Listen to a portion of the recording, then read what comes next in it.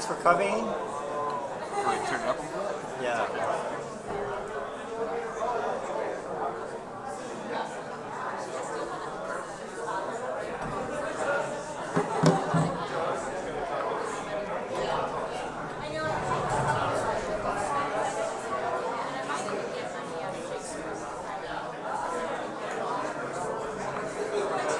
Good evening. All right. Glad to see all of you here tonight. We want to get it going with our program, and I just wanted to remind everyone about who the Eco Builders are. We are a nonprofit, and we're a community group that is pushing the envelope on green buildings. And as a community, we have to work really hard to try and get people involved in our programs and help us create the community and the content that we want to share. So as a community, I want to try and exercise tonight that I think we're small enough that we could do it. Look around the room and connect with somebody that you don't know, and go over there, shake their hands, introduce yourself, ask them what their passion is, and then ask them how the Guild can help you. And we'll give it about 2 minutes to do that.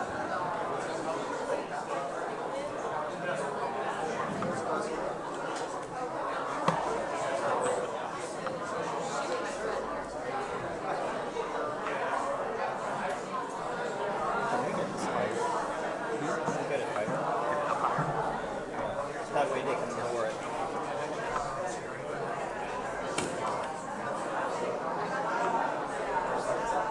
Higher? Yeah, higher so that we can get the...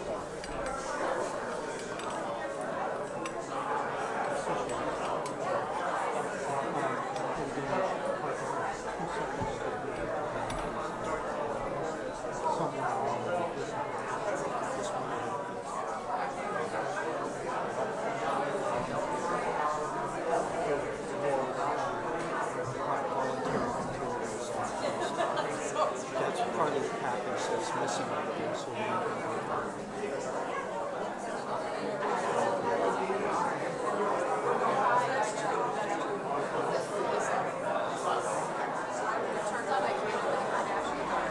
Okay, one more.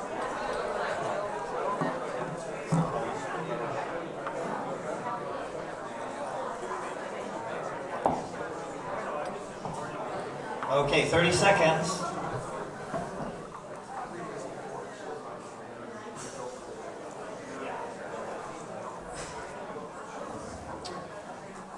Okay, so next thing is we're going to start.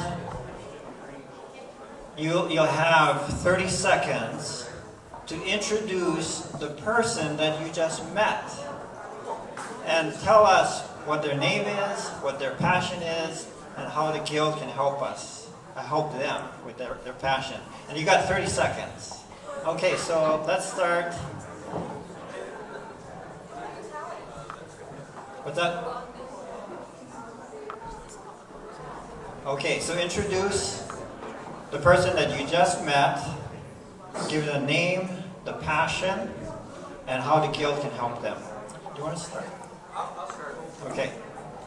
Everybody, this is Cheryl, and her passion is social justice. That's what we care for here tonight. She knows how the Guild might work with the social justice. And this is her very first meeting.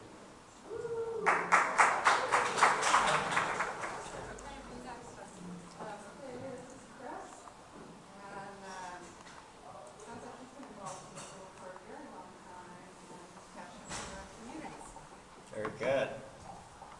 Next. This is Diane. She is interested in affordable housing, but she got an invitation from a friend. She doesn't know where, but he brought her here. So welcome, Marlene. I was talking and not paying attention.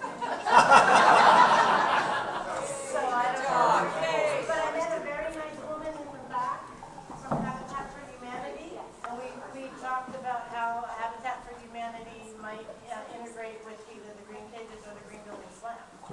What's her name?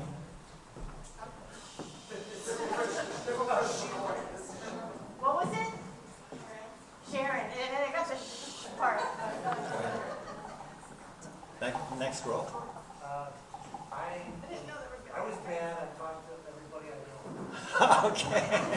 Let's go to the next person. I know almost everybody. Yeah. So, right. So, Kate, Chris,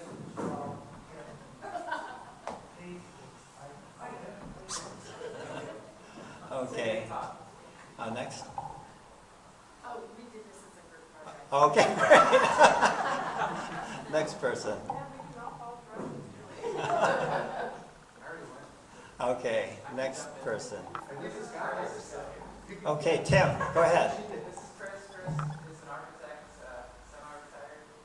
Okay, so retired. His passion is restoring old cars, and he has a growing interest in tiny homes and learning more and connecting with others. Great. I spoke with Keith Hughes, and he's the owner of West Seattle Natural Energy, and his passion is solar. Great. This is Kim, and she is a real estate agent, green real estate, and her passion is getting to know more people that can help her find more green things to sell. Fantastic. Terry?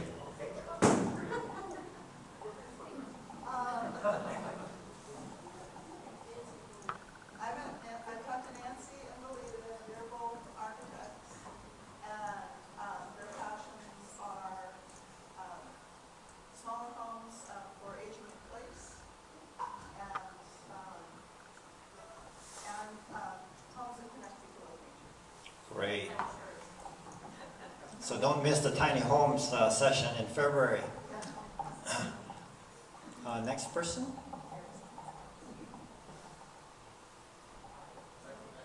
Yes, please.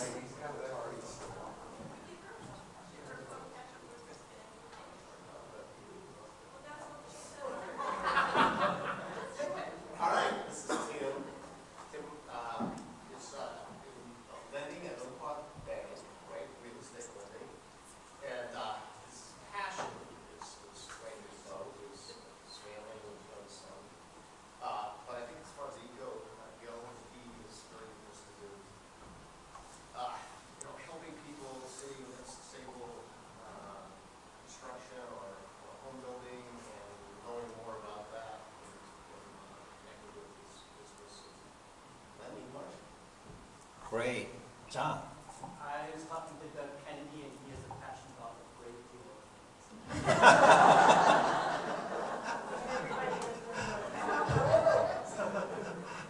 And actually, I talked to Al Ramsey with energy technology, and like to thank for being one of the sponsors tonight.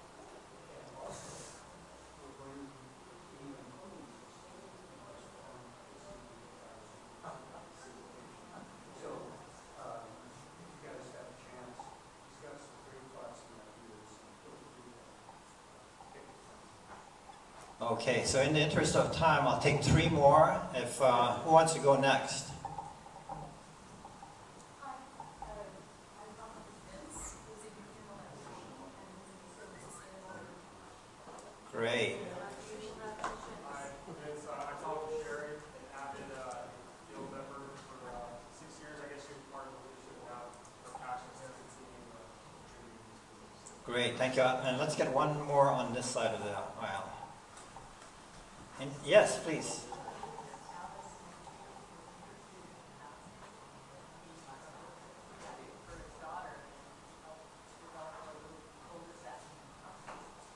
Great. Excellent, excellent. Okay. Thank you for doing that. So I want to give a shout out to our sponsor, Al. Al, do you want to stand up? And Al is in HVAC. Thank you, Al. So our sponsors are really important to us because they're the ones that feed us. we put in a lot of time and we get hungry, and a lot of your donations coming in through the door help support the activity that we do. Also, I want to thank the volunteers. You know, this is an all-volunteer organization. It really is a labor of love, but we're able to get to know each other and form community, enjoy each other's company, and share ideas about what we're doing. On the Education Committee, we're always looking for new ideas. We're always looking for people that want to share ideas and want to present to our audience. The next meeting is actually next week, so if any of you are interested in joining the Education Committee and being part of the idea generation and the organizing of these events, by all means, Doug has a sign-up sheet. Thank you, Doug. Okay, I want to introduce Ryan. Ryan's going to give us about a 5-minute talk on the Code Innovations project. You want to come up here? Sure, yeah. Hello, I'm Ryan Palmatier. I work on the media consulting here, so I do the live stream and broadcasting and everything. So to everyone that's online right now, hello. And then also everyone here. I've also worked on the Code Innovations Database Project fundraiser this last month. And we produced a little video, and I'm going to show it to you real quick.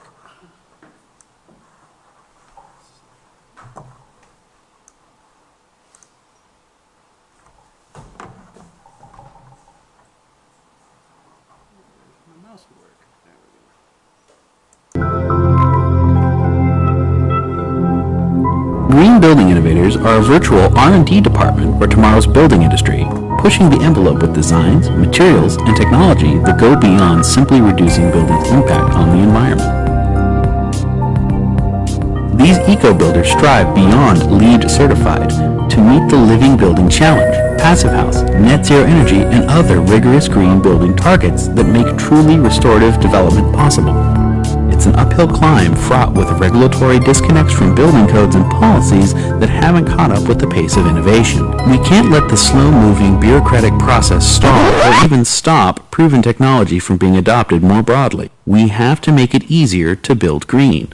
The Code Innovations Database is the new go-to resource for reliable permitting precedent and adopted green building codes. By documenting their breakthroughs and lessons learned, we are recognizing these innovators, empowering them and those who will follow by sharing information freely between developers, builders, and code officials, so more people can overcome code barriers and accelerate the adoption of proven innovations. We have a pathway now so that we can talk with the building official and say, this is how you've done it in the past. You know, let's follow a similar format and try and get these advanced technologies brought into our buildings. So we're hoping that this Codes Innovation Database will actually help make all of our lives easier in the green building world. Launched on Earth Day in 2014, the database has already made a difference.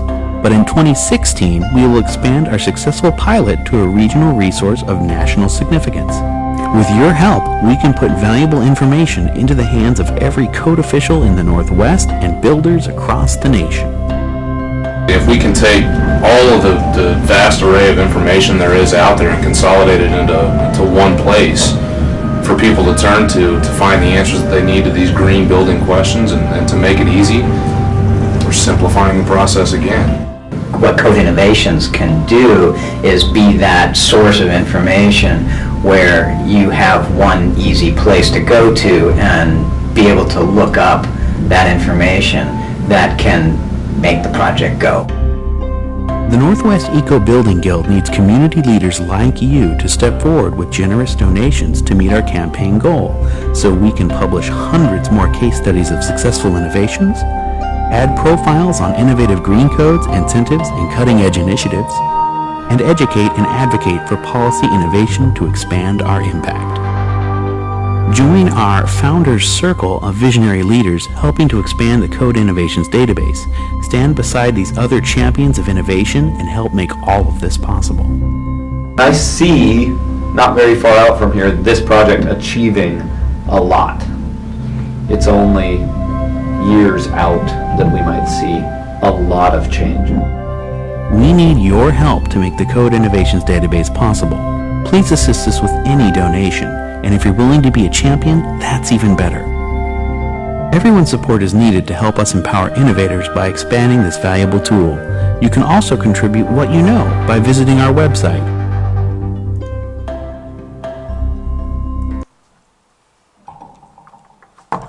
So with that being said, Well done.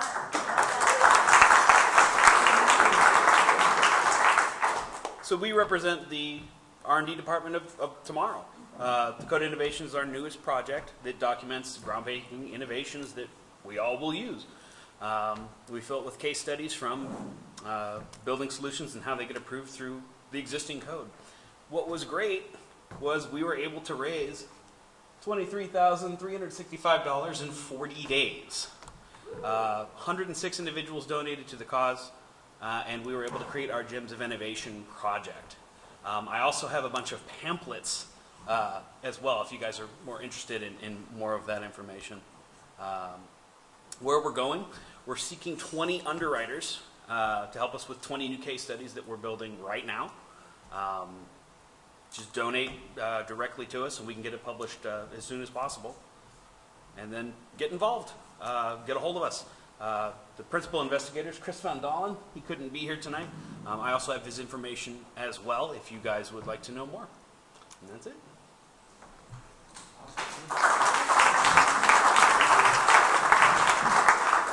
Thanks, Ryan. And Ryan is actually one of the best examples, I think, of volunteerism. He and I started about a year and a half ago trying to figure out how do we get the great content that you guys surface out to more people and out to other chapters and get the conversation going. And he's come up with this amazing equipment always digging into new ways that we can improve our process to get the word out beyond Phinney Ridge. Okay, so another reminder that I think the board is still going around, the volunteer board, and really consider doing some volunteer with any of our committees. There's the Education Committee, there's the Green Building Slam, there's the annual conference that we do, and then there's the Green Home Tour. And all of those committee chairs are struggling to inspire their panels to move forward in their various committees. And That's fun. And it is fun, yes, because you get to meet great people. Okay, so last night, Chris and I were down at City Hall. And there was a spread of about 50 chairs, less chairs than is here tonight. And it was to talk about affordable housing. Well, after I entered and sat down and there wasn't a whole lot of people there, people started trickling in. And in about an hour, the entire City Hall conference room was filled with, would you say about 300 or 400 people there, Chris? There was absolutely no room to sit. People were standing. And that is the crisis that the city of Seattle is trying to address. We are trying to address. And Linda's topic tonight, and she's passionate about affordable housing and the social justice side, that we felt that we needed to get the word out. And so, Linda, I really appreciate all the work that went into putting this session together, because I know you really struggled with this. And you got an amazing panel. I sat in a little bit on one of the conference calls. And come on up here and tell us all about it. I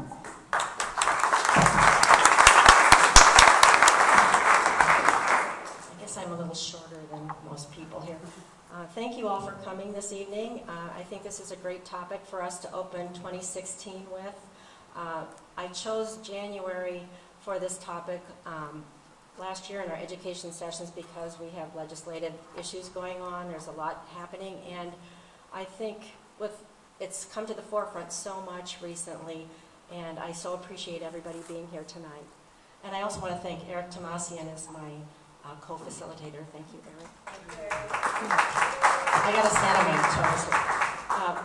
Our topic tonight is the not-so-hot affordable housing market and what we can do about it. The people here this evening are going to be running through a focus of homelessness, which is the most needy people, into areas of low-income housing, multifamily, and then we're also going into the financing of affordable homes, which a lot of people don't know about, which would be a great topic. That will also lead into the area of building these communities in low-income areas and how best to do that. Because even though we are building, we are building great green facilities for people, sometimes you're hearing this issue about people needing to move out. They can't afford to be here. What have you done to my neighborhood? Those sorts of things. So I think that issue is another one. So I'd like to get started with our first set of speakers. We have 3 people actually that have come to talk to us about the homelessness issues. And in particular, they've all worked with the New Nicholsville Tiny House Village on Capitol Hill. And to start with, we have Melinda Nichols. She's the current board president of the Low Income Housing Institute.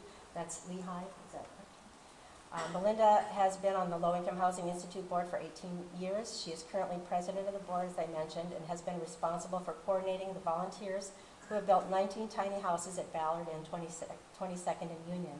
Since the early 1970s, Melinda has worked in construction as a carpenter and in construction management, and also spent about 20 years in apprenticeship and pre-apprenticeship training.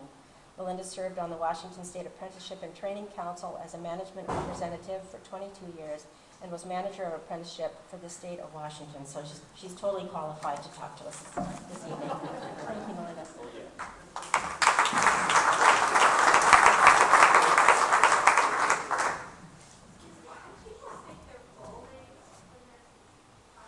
Sure.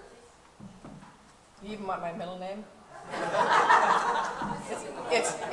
It's Grace, and I don't know why. Because, no, I was supposed to be a boy, and my grandmother was so upset that they named my middle name after her. Melinda Grace Nichols is my name.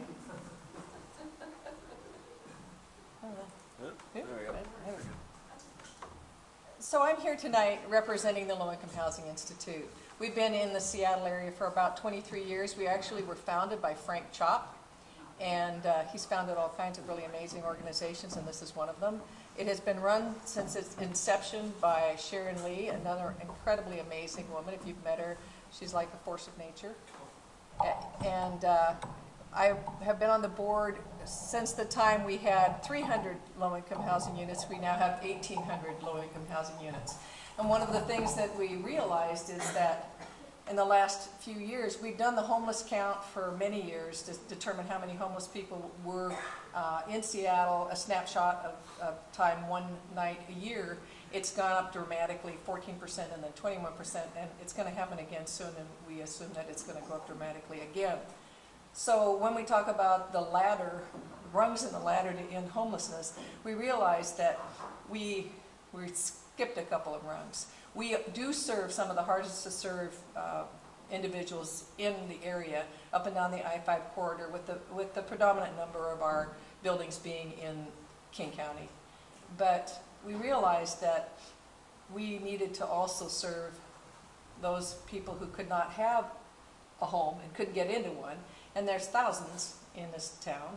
And what we ended up doing is partnering with Nicholsville and deciding that we were going to help Tent City, but as well as that, we were going to initiate an all tiny house village. And this village was going to take place at 22nd and Union at a very small residential site at the Lutheran Church of the Good Shepherd. They own this site, and they'd already had Nicholsville there a couple of different times in tents, and they said, you know, we want it to be better than that this time. We want real toilets. And we're like, wow, real toilets. Okay, if that's what it takes, we'll do it. And then, so we ended up, I have a lot of connections in the apprenticeship and pre-apprenticeship community, and so I reached out to a lot of different pre-apprenticeship programs, and you're going to talk to, one of them is here tonight, Heather, to talk about Renton Technical College's contributions. But I really thought, and so did Lehigh, that we needed to not only build the houses, but we needed to build the community. And one of the best ways to do that, you know, you could go out and you could buy little teeny houses from Home Depot or somebody else. But if you decided that you were going to use the community to build this, the difference is unbelievable. So for a house village, tiny house village of 14 houses, for example, we probably had well over 200 volunteers. And a lot of them were young people, and a lot of them, when they started building the houses and when they started going further, the next thing that they said was, what else can we do? So one of the things that we realized is that we need to educate the young people in our area to be inspired, to be committed. So for most of these programs, we would go speak at the program. We would bring Nickelodeons, people from Nicholsville, to speak and talk about their lives and what this would mean to them. And as a result, we have more people wanting to build tiny houses than we have places to put tiny houses. So I think that the lesson for me, I went down to Austin, Texas last year and saw a tiny house village, and it was called Loaves and Fishes. It's 27 acres in Austin, and it has 300 sites. And I'm a very tough person. I was the first woman to graduate from an apprenticeship program in carpentry in the state of Washington. And I didn't do it by being a snivelly person. I did it by fighting my way onto every job. And when I saw that site, I cried. And the guy said, here, I got Kleenex. And I said, I'm really sorry. And he goes, no, everybody does it. So I said, no big deal. Because it was so amazing. They even had a mausoleum there in case people passed away. They had a place to be buried because this was their home. And I came away from that thinking, we have to do more things like this in our own area. So we now have the village. It is completely tiny house. It is self-managed by Nicholsville. It costs $90 a month for people to live there, which frankly is kind of hard on some folks. And one of the guys that was going to move in said, yeah, it's no big deal. I go donate blood plasma twice a week. No problem. I'm like, oh my God. And so really to realize what a serious thing this is and how serious it is for people, all you have to do is hang out there for a little while. And so we started moving people in, and a young man came and said, yeah, I'm really excited to move in. I said, well, great, I'm excited. Let me show you all around. And he said, yeah, I'm moving in, and so is my wife and my 5-month-old baby. And at first I thought, oh God, I'm going to cry again once every year. But at first I was like, oh no, this can't be. And then I realized, ask yourself where he's living now. And this is a huge improvement. These 96 square foot tiny houses have insulation. They have heaters, don't tell the city of Seattle, and they have lights. They have toilets, and they're going to have a shower because we had a donor said, you don't have a shower? I'll buy one. Just put it up. Okay, we can do that. So we've got that, and it has a kitchen. It has grills. It is a lovely little place. I hope that you can drive by or walk by and come and see it. It's at 22nd and Union. And we also have several houses on the Ballard site. And that's on Market, right past 15th. And you know there was a lot of struggle around that one. And frankly, I think sometimes the thing about tiny houses is people are more comfortable with them. They go, oh, those are so cute. They don't feel the same as they do about people coming in tents. So it's not the final answer. We have thousands and thousands of people that are homeless. But it is an answer for about 30 people right now. And it's going to be an answer for another 30 and another 30. And so I think that our commitment is that we build our community, we build places where people can stay, and we take care of this thing one house at a time. I'd like to say it's just such a huge problem. It is, but how do you solve a problem? You can do analysis until hell freezes over, or you can do action, and then you can analyze your action. But the best way to do analysis is after you've done something. So I'm a carpenter. It's what I like to do. I want to do something. So it was so gratifying for me to be able to do this. And we are having an event on the 17th. So I heard that there's like a journeyman or electrician here, and I need somebody that can come to my event on the 17th of February who can talk about electrical, what we should do with the electrical, and I need heating guys, insulation experts. So I want your names. You know, I was really glad that we did this sort of exercise beforehand, because we could certainly use you. So come on up to me and give me your name, your phone number, your contact info, because we really want to. We're going to do. On the 17th of February, we're going to do an analysis of best practices for tiny houses with all the pre-apprentices from all the programs that worked on them, with our architects. Environmental Works, wonderful organization, did all this volunteer work for us, with organizations such as Walsh, who's going to come and speak to you about the houses they built, and with the Carpenters Union, with a lot of other partners. And we really do need an insulation expert, and we need an electrician. So don't leave here without talking to me. Because I'll find you. I'll hunt you down. So anyway, that's sort of. Oh, good. I got his card coming. That's great. Thank you. So anyway, I was supposed to do this thing about, I had this organizational thing, but I want to just tell you person to person that this is what we're doing. You know why we're doing it. And frankly, it is all about sustainability. Because one of the main things about sustainability is square footage. And if you can put people up in 96 square feet, and they're not in a mansion, and that you don't have to heat it, you don't have to build it, it's not a terrible thing. It's a good thing. So if you have any questions, we'll probably wait until the other speakers has talked, and I probably said plenty. So thank you very much. It's a pleasure to be here.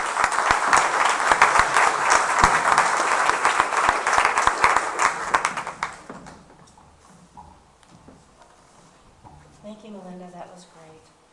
Our next speaker is Heather Winfrey. Heather has 23 years of experience as a collaborator for apprenticeship, education, workforce development, policy, and advocacy. Currently, she is the Executive Director of Workforce Trades and Economic Development for Renton Technical College. In this role, she oversees sector initiatives, manufacturing, construction, and entrepreneurial programs, and workforce education. She is a busy lady. As Executive Director for Apprenticeship and Non-Traditional Employment for Women, she transformed the oldest pre-apprenticeship serving women in the nation to become the first state-recognized program by the Washington State Apprenticeship Training Council. Heather served as a Director for the Construction Center of Excellence, a statewide economic think tank for community and technical colleges.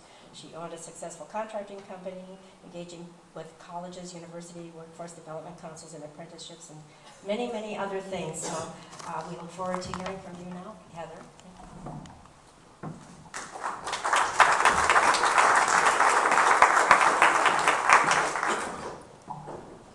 Oh, I get a clicker. Hey, I love clickers. I am Heather Winfrey. I'm the Executive Dean for Workforce, Trade, and Economic Development. And how many of you know what a dean does at a college? Can you tell me? Because I'm not always sure.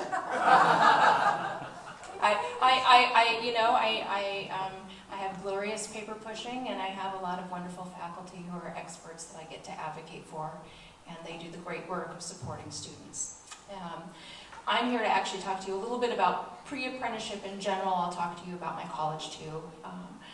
But I want to start off by saying that the woman who preceded me is my best friend and my mentor. And I went to work for her in, mid-90s, I think, when she was running the first pre-apprenticeship for women, which she helped establish in the nation. And I, at that time, don't think that I really had a clue about what does it take for somebody to really become self-sufficient.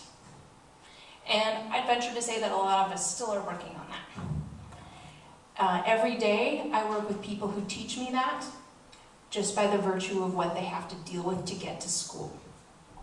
So when my students said, yes, we want to build a tiny house, and my faculty said, yes, we want to build a tiny house, you know what my first thought was? it wasn't for the first time, gee, I'm so sad about homelessness. It was, crap, I am so sad that I didn't do this before. So please think about how you can actively become part of this movement and how you can support it. So I'm gonna switch gears now. I'm gonna go to the less emotional stuff because, you know, unlike Melinda, I will cry at the drop of a hat. And I might even cry if someone doesn't tell me how to work the clicker. So, you see, I'm left-handed, and that's the thing. It's a self-taught problem. Okay. All right. So at Renton, what we've done, I have 2 programs that have integrated the tiny house projects into what we call service learning. Service learning is an opportunity to take existing curricula that we already were working on and actually make it into something meaningful. If you work at a community or technical college, as I do, or any kind of public institution, you know that we go through a hell of a lot of resources, and in doing that, it usually gets torn back down and it might end up in a dumpster. Well, that's not our plan. It's not our point. It's how do you take something and transform it and give it back. So, we had the opportunity in our fall quarter to introduce this in our construction trades prep program.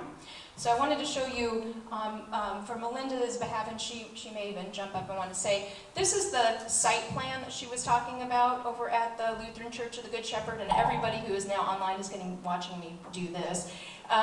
But you can see, you know, that this was a really well-planned, well-thought-out, organized community. And if you don't know anything about Nicholsville, understand this. They are a well-organized, thoughtful community. They are our neighbors. They are our neighbors. And what they have, what you see, this is just like your neighborhood too. So just again, here's a little bit more of the specs in the floor plan. This is what the materials looked like when they came in from Home Depot, and there was quite a bit of fundraising that went into this. So this was donated material brought to the college. My students built this with 2 programs, and I'll show you these. The first is property maintenance. Property maintenance is a part-time evening program. We have actually quite a bit of incumbent workers in this program, mostly from housing authorities. And they are people who are in groundskeeping type of positions that are looking to elevate, and they will most likely, because of the collective bargaining agreements, where's my IBEW 46? Yeah, my Sparkies.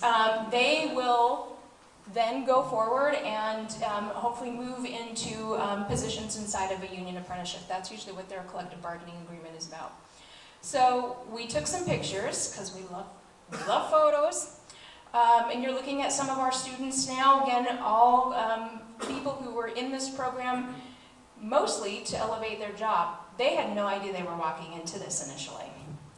And I can't tell you how many times I would get back to the school and I'd come over at night or I'd check in, come see what was going on, way past hours. And they were like, are you sure we can't stay and just do this one thing that we're really itching to do? That we really want to accomplish. So here they are, their teacher in the back. These students have moved on and they are still in the program in a different part of the way, but they've been asking, so when's the next house coming? When are we doing the next house? And so if you can build that opportunity, I mean, you know, think about it, you know, literally the threshold, you're bringing someone else across the threshold. A lot of these students have disclosed to me things about their own lives. And Renton Tech, if you don't know Renton, we are a working class town. We're proud of that. You know, Boeing in the backyard, but guess what else I have? A lot of people living in cars. I have homeless students.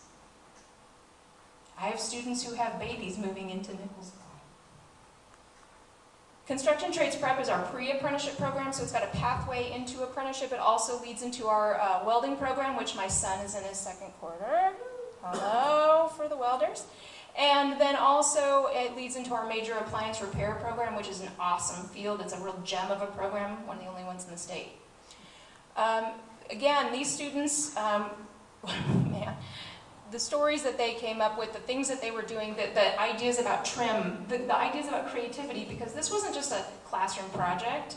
This was, I am in my first quarter of college and I'm building someone's house? You kidding? And they bring that forward. And that becomes part of who they are as a worker and who they are as a community member. And it's a print, right? So here's some of my guys that were in there. I also want to say a word about another program that I am so fortunate to partner with, and that is the Tulalip Tribe. The Tulalips have a pre-apprenticeship that is, I think, 14 years old now, about 15 years old. And they are the first recognized pre-apprenticeship in the nation. And they have been doing this marvelous work first. They were really the pioneers that came in and said to Lehigh, yeah, we're going to build these houses, no question. And a college like mine is just grateful to be along the ride with them, because they were thinking about this long before we were. And if there's anything that I want you all to take away from this, service learning is great. Service learning is great. Getting somebody involved through a college is great. But it's going to take a lot more hands and a lot more time and a lot more money and a lot more resources. And it's going to take all of us to stop thinking about homelessness in the way that we've thought about it. It's going to take all of us to remember that the people who live in homelessness are people. They're people. And until we realize that, and not let what happens in the news or happens in the media or other areas conflict what we want to believe about this, we're not going to remember what the primary interest is, and that is helping somebody through a door, helping them through a threshold. Because I can't teach them, people, until they're not cold and wet anymore. I can't do that. I need people who are going to help them get a roof over their heads. So thank you.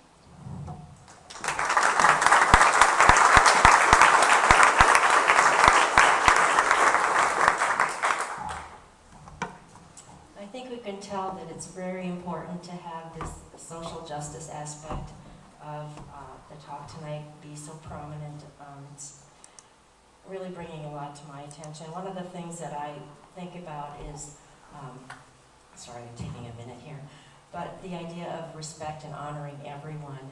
And I think as we see, these shows, Tiny House Nation and everything, these are people who are choosing to be in these small homes. They may have a ton, some of them have a lot of money and they're choosing to do that and ride a bike. And then if your neighbor just happens to be someone who is in transition in homelessness, they look the same, they get to live in the same types of neighborhoods.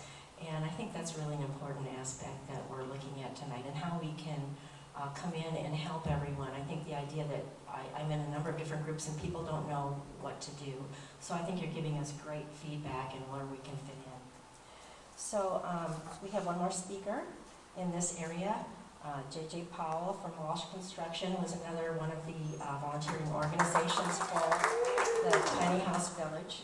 J.J. is the manager for BIM and Integrated Construction Services at Walsh Construction, mostly focused on pre-construction planning.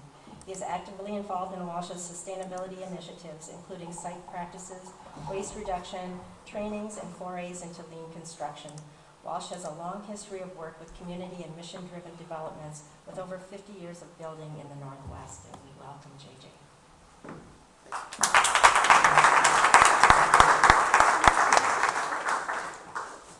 Forward is right one.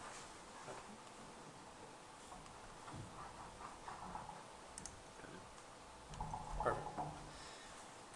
Hi, I'm JJ Powell. That's my full name. If my mom was here, which she actually might be, it's John Jackson Powell Jr., if I'm in trouble. So I'm probably breaking a graphic standard here, some corporate rule by putting hearts on my presentation, but it's kind of funny that GC is the guy putting the hearts on things, fluffy bunnies and everything. So I'm going to talk a little bit about just kind of how we entered into this, and it comes a little bit, it's interesting, the intersection for us kind of came at an interesting time for us. We're looking at our own practices and what we're doing on job sites throughout Puget Sound and Oregon, the Oregon region.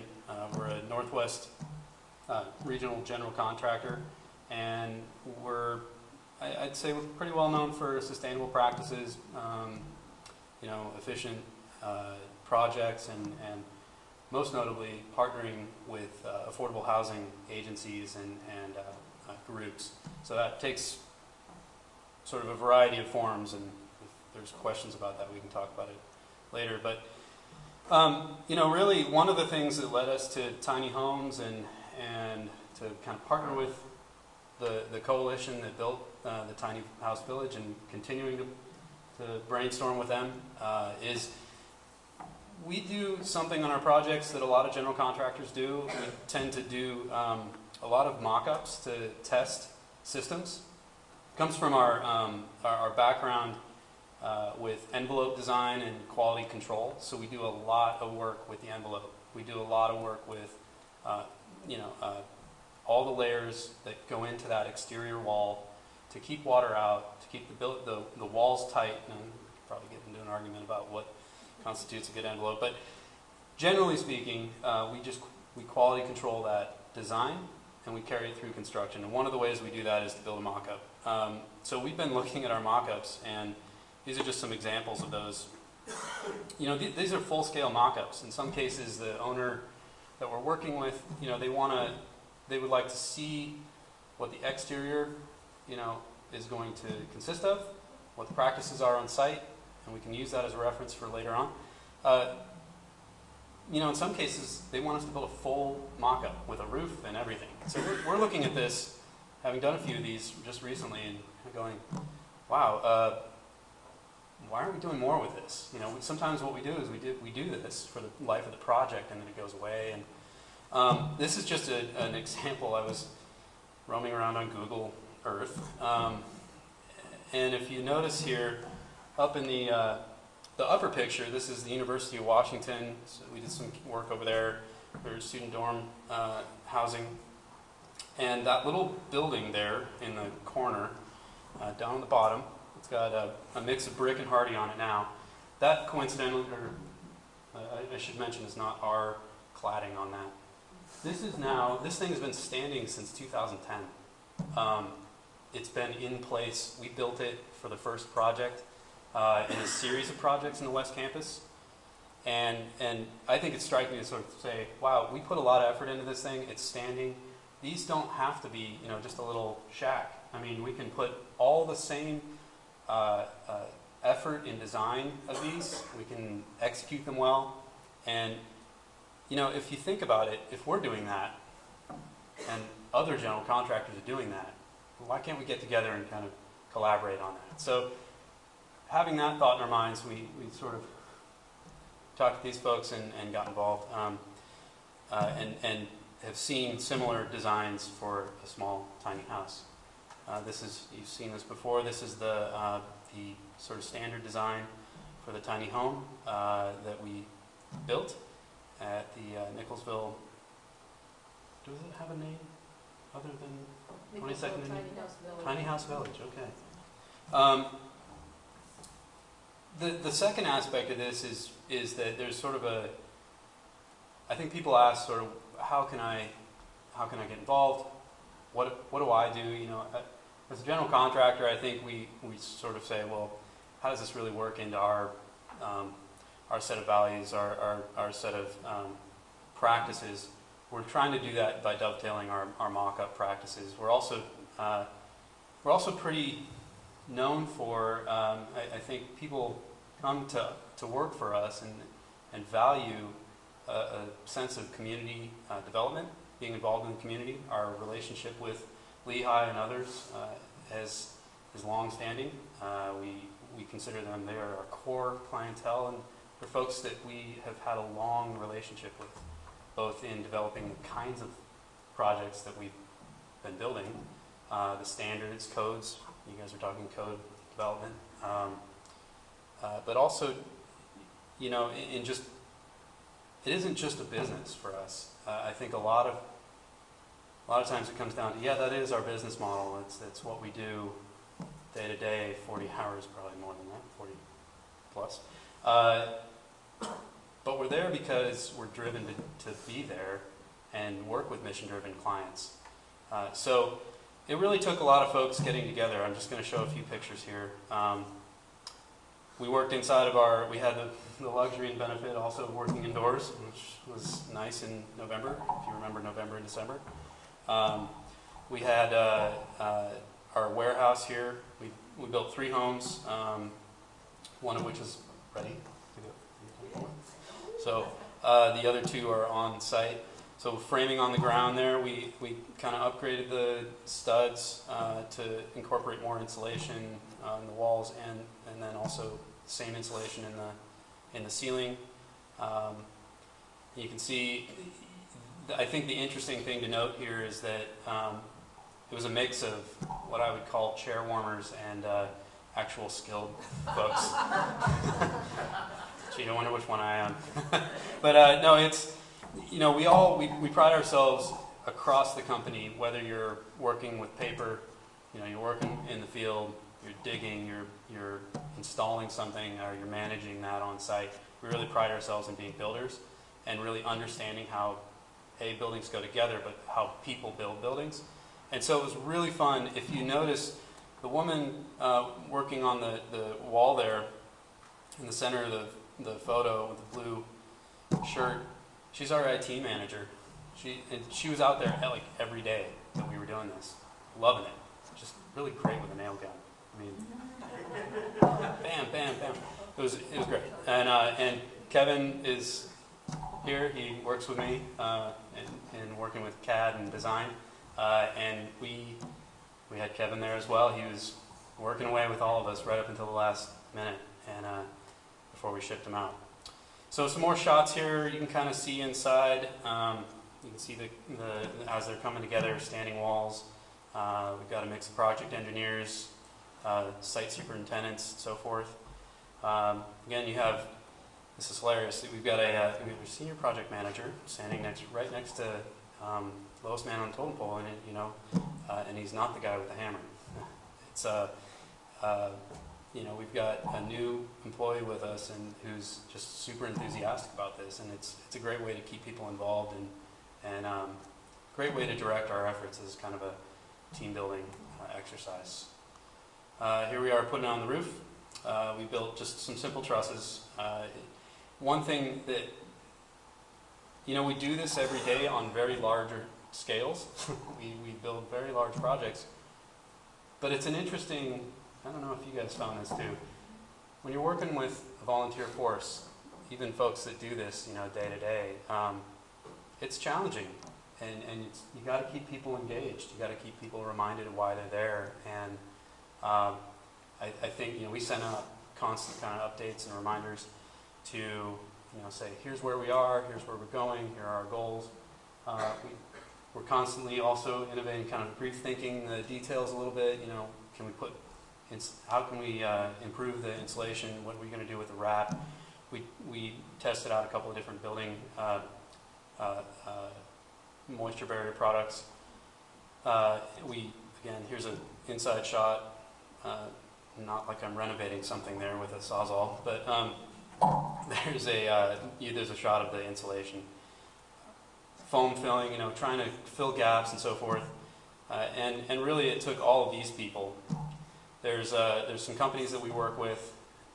There's the vast majority of folks here are employees at Walsh, and you know, it should be said that the subcontracting community that we work with, ownership, us, that spirit of volunteerism and that spirit of being involved in the community is really found throughout, and we not only encourage it, I mean, we require it. You have to come onto a project site and really believe in what you're doing. And these guys, Manor Hardware, you know, Overland Framing, they donated all those materials. You know, we threw in some, but we had a lot of donations. We had all the building wrap came from a couple of suppliers, and they said, what can I do? You know, and that's again that quality, or that question, what can I do? So, you know, we all work with companies, individuals, partners in the, in our businesses and community, you can get involved in whether you're organizing the principal building effort or not. You can join up with another group, you can donate, you can seek donations, you can help organize. I mean, just putting material lists together, that's a huge one. So just a quick view. Yes, we were the green and blue, if you saw them in the news. We thought it's Seattle. It's Seattle, and it's gray, and sea eyes, and but it was colorful, and we thought our painters, we just said here's the jersey. That's the drawdown sample you have to match. But that's incredible to hear about the folks that are living, and family is occupying one of these, and two of these. So where were they living before? You just have to ask yourself that. That's it. That's right before the holidays, before it was occupied. So thanks very much.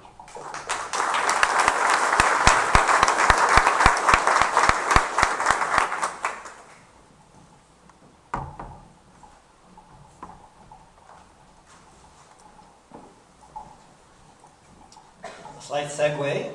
We're going to have a little announcement, but I did want to remind you that next session, the end of February, the last Wednesday of the month, our usual meeting time, is going to be about tiny houses.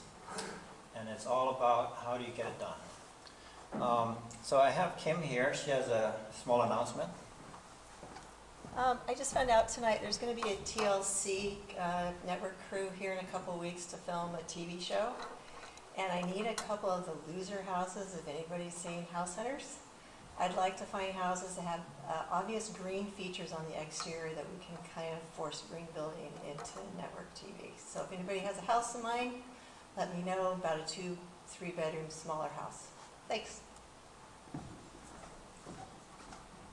That was our commercial break. Okay, well, thank you very much for the three of you presenting that information about helping our homeless population. We're going to move into our next level of need, which is low-income housing, multifamily housing. And we have for that presentation Chris Jowl from Imagine Housing. It's on the east side. He's the executive director. It's a nonprofit affordable housing developer operating in East King County. Chris has over 20 years of professional experience in housing development and services in the nonprofit and public sectors. Chris is dedicated to developing affordable housing, ending homelessness, and promoting livable, enjoyable communities for all members of society. Imagine Housing currently manages 485 units of affordable housing on the east side, as well as providing on-site case management and supportive services for residents, which I think is a very important aspect to this type of housing. The organization is currently working towards a goal of doubling their affordable housing portfolio by 2020. Chris?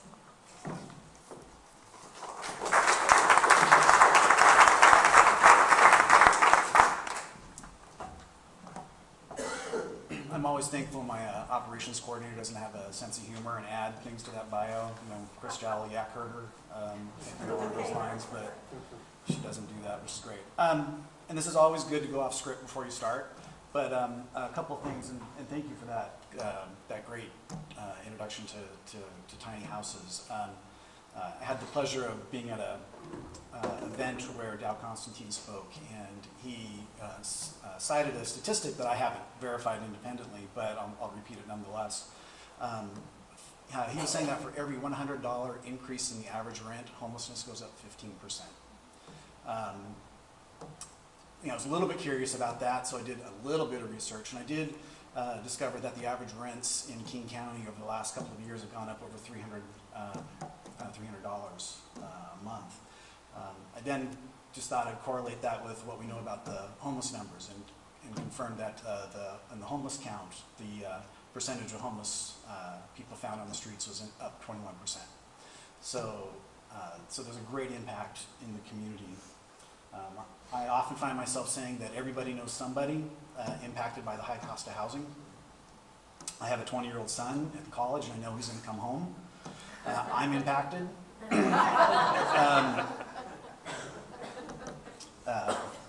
But it's true. It's often cliche to say things like, teachers can't afford to live here. The fact is, the Bellevue School District HR director calls me because he can't find housing for the 200 teachers he has to hire every year. So, like I said, it is cliche, but it's true. But I'm not here to talk anymore about that. Oh, I do want to also make another pitch for Walsh. They're working with us on a project in Bellevue, not the one I'm talking about today.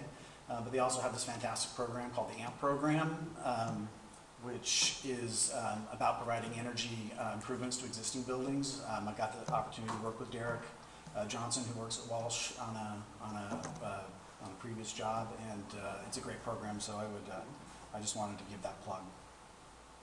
But again, I'm here to talk about the South Kirkland Park and Ride, which I'm really excited to talk about because it's really a cool project. I can't wait to show you pictures, so I'm going to do that now. This was the South Kirkland Park and Ride. It's the classic before. So what was it, or what is it? The Park and Ride is located about 1.5 miles on the other side of 520. It's about 2 blocks off of the 108th Street exit. It's positioned so that it actually sits on both Kirkland and Bellevue at the same time, which is great for wanting to do redevelopment. What else about it? It previously was the home of 600 parking stalls. Today, well, it's still a park and ride, but now there are 852 stalls. It's a high-frequency, well-used park and ride, but more importantly, it is now housing for over 240 households. The mix of apartments started with Kirkland Crossing, which is a market rate development, or primarily market rate development. It's got 185 total units of housing and 7,000 square feet of commercial space, but I'm here to talk about the project on the bottom there called Velocity. That is Imagine Housing's development. It is 58 units of affordable housing, and I'm really, really happy to say that the way that building is positioned, we're the ones with the views of Lake Washington. It takes a village to do these things. This project, from conception to end, was well over 8 years in the planning process. You can see what it cost us to develop. You can see how many different funding sources we used in that project and all the partners. What I didn't mention here is that we couldn't have done this job without the great work of our design and contractors. So SMR Architects was the architect on our building, and W.G. Clark was the contractor. Wouldn't have turned out as beautiful without their assistance. So this is many pictures of the community space. So we really glommed on to the whole transit-oriented development piece. We, not only the name Velocity, that kind of movement kind of thing, and but adding the bike storage is a big part of what we do. And through a grant from Comcast, we actually have bus arrival information in our lobby, so our residents don't have to go out in the rain and wait for the bus. They can wait inside where it's warm, and we have a nice fireplace for them to sit. Sustainability is a big issue for us in our developments. The most dramatic design element here is the living green roof. You can see a picture of that right now. That's a really important design element for us, and that it really helped us with our stormwater demand on site. So we were able to build a much smaller retention facility. It also provides additional insulation for the building, and frankly, it's just really cool. So getting up on the roof there, you can see on a nice day how nice it is, and like I said, we do have the views of the lake. I also wanted to mention we build to the Evergreen standard, which is part of the requirement of the funding sources that we use. We've always had the intention and goal of developing, meeting the LEED certification, but frankly we find it cost prohibitive, and more often than not we're having to pass on that. So I'm not proud of that statement, but it's the fact of what we go through. So I want to hit on affordability a little bit, so you can see who it is that we serve at Velocity. Over half our units of Velocity are serving households below 30% of area median. You can see the income levels that represents. I'd also like to direct your attention to the rent levels. By comparison, I got online this morning to check the rents at Kirkland Crossing next door. Their one-bedroom units start at $1,400 up to $17,000. Two bedrooms begin at $2,100 up to $24,000. This is quite a difference. In addition, we also have units serving homeless population and people with disabilities. Supportive services are a big part of what we do at Imagine Housing. So we provide resource referrals, we have on-site case management staff, we provide after-school programming so that kids can get that homework help that they need so that they can stay on track with school. We have really high participation in this building. I want to say it's over 90% of the kids actually come to the after-school programming. So it's a big part of who we are and what we do to support our residents. A couple things I want you guys to take home, and I kind of shot through some of these things. I actually had notes that I could have read, but that would have been really boring. The first thing, I really want to talk about the intentionality. I want to make sure you take that back. Again, this is 8 years in the making, and we wouldn't have had this project if people really didn't think about what it is that they wanted. They could have developed this project without our participation at Imagine Housing, but we wouldn't have served those households in the community. So that was a really important part. Partnerships were huge. I had that big long list of partners. I would like to think that we could have expanded that partnership a little greater with Polygon as the co-developer. We essentially built Velocity, bought the air rights and built our own building on top of that. How much more efficient could we have been in the total design if we were co-developers and developed our buildings together? And what could we have saved the public in terms of dollars if we had done that? Quality, I'm hoping the pictures of showing you what we've done at Velocity show that the attractiveness of affordable housing is right up there with anything else that you'll find in the market. Frankly, the two buildings next to each other, I like ours better. It's a little bit biased, but I think it stands out. Did I mention the views of the lake? Anyways, no, but it's really true. So we have people who come up to the buildings to rent units. You know, they go to each building. You can't tell the difference. What's affordable and what's market rate. Green is good, obvious. And we're good neighbors. With that supportive services component, we keep people in their housing. And we try to intervene so there aren't problems. The Kirkland Crossing filled their 185 units in less than 7 months. That's a great lease up. In our building, we had 485 applications before it opened. So we filled up very quick. We have 2,400 households on our wait list right now waiting for housing. Housing is an issue on the east side as well. It's not a Seattle thing. It's an all of us thing. So anyways, with that, I'm done.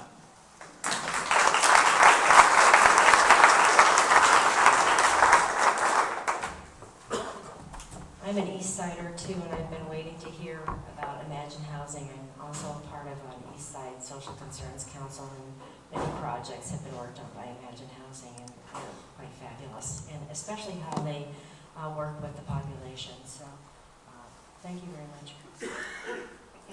I came down with a cold like yesterday, so I usually don't sound quite like this, so bear with me. Our next area that we're going to be delving into is kind of like the next step. What about affordable housing for individual single-family homes? How do you finance that? Also, some of the things when I was looking at putting this together, in our education committee, which is actually quite a fabulous group, so if you do want to participate, it's a great place to be. But how do we as guild members use the skills that we have? And some of the things I know that we do are energy efficiency issues, preserving and remodeling, and I think that Kathleen will be able to address those types of things of where we can participate. I wanted to thank Tony as well for being a part of this. He's on the board of the Homestead Community Land Trust and has helped us with that. Kathleen Hosfeld is our next speaker. She's the Executive Director of Homestead Community Land Trust. She joined Homestead in September of 2014 to lead the development and implementation of the organization's new strategic plan. She's honored to serve alongside homeowners themselves, who with Homestead's community partners have helped make home ownership possible for more than 200 people. Her prior consulting experience includes clients in commercial real estate and financial services, as well as nonprofit organizations. She believes in the power of partnership to create healthy, equitable, and inclusive communities for all. Thank you.